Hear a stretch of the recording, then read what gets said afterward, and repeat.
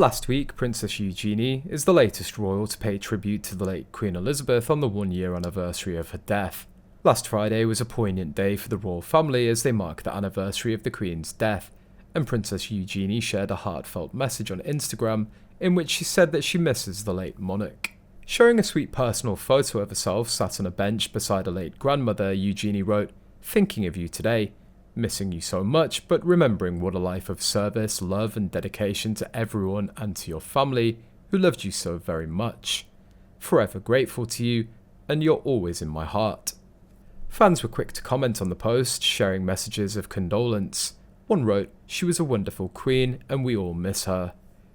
Eugenie's post comes after sources close to royal insiders reveal that the relationship between Eugenie and the Sussexes grew estranged after Meghan and Harry insulted the Queen in her final years. The duo's bombshell interview reportedly left the late Queen Elizabeth II heartbroken. Then they insulted the monarchy via their crap Netflix series and memoir Spare. In addition, the insider also exposed how the Harkles treat Princess Eugenie. As part of Meghan's process of moving closer to Harry, she befriended a series of people that moved her closer to acquaintances of the royal family, the first being associates of Princess Eugenie herself.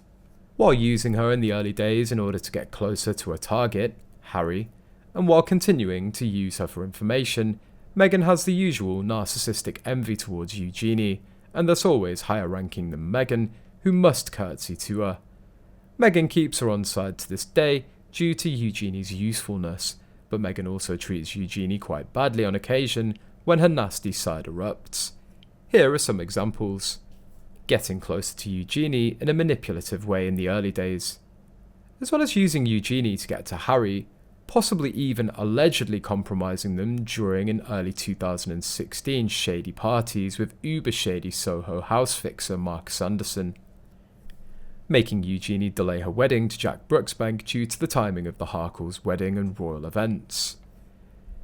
Meghan's infamous tiara tantrum over the tiara that she was lent by the late Queen was due to the fact that she wanted to wear one that outshone both Eugenie and Princess Catherine.